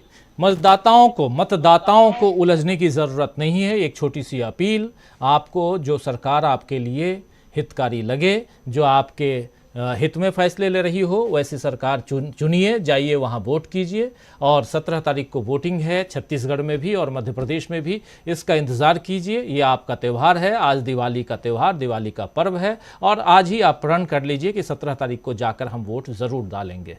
ये आपके लिए ज़रूरी है। और अपनी सरकार चुनिए, जो सरकार अच्छा काम करे, आपके लिए काम करे, ये ज़्यादा ज़रूरी। बहुत बहुत शुक्रिया अदा करना चाहता हूँ डॉक्टर दीपक पाचपोर जी, प्रशांत टंडन जी, प्रमोद अग्रवाल जी, प्रेम कुमार जी और प्रोफेसर अखिल स्वामी जी, साथ में हमारे साथी अमलेंदु उपाध्याय जी। आप सबका बहुत बहुत शुक्रिया। एक बार फिर से आप लोगों को दीपावली की हार्दिक शुभकामनाएं। सबके लिए दीपावली जो है खुशियां लेकर आए। और आप तमाम दोस्त साथी शुभचिंतक जो हमारे लगातार बने हुए हैं, इस कार्यक्रम में हिस्सा ले रहे हैं, कमेंट बॉक्स में कमेंट लिख रहे हैं और बहुत शुभकामनाएं दे रहे हैं, आप सबको भी बहुत बहुत शुभकामनाएं, बहुत बधाई दीपावली की। और आप सबका घर रोशन हो और दुख तकलीफ अंधकार जो जिस भी ढंग से हो, उन तकलीफ़ों का जो अंधकार है वो आपके जीवन से दूर हो, यही कामना है। खुशियां ही खुशियां रहें आपके जीवन में। आज आप लोगों के कमेंट को नहीं ले पा रहा हूं, दीपावली मनानी हम लोगों को भी है, तो जल्दी से जल्दी इस कार्यक्रम को अब समाप्त करता हूं और बहुत शुक्रिया अदा करता हूं कि व्यस्त दिन में भी, यानी कि दीपावली की ऐसी शाम जहां पटाखे की गूंज और फुलझड़ियों की गूंज और मिठाई के स्वाद आप चखते हैं, वैसे में आप बैठकर कुछ सियासी तड़का लगाते हुए कुछ अलग स्वाद ले रहे थे आप। तो बहुत बहुत शुक्रिया, बहुत धन्यवाद। नमस्कार, गुड नाइट, शुभ रात्रि, शब बखैर।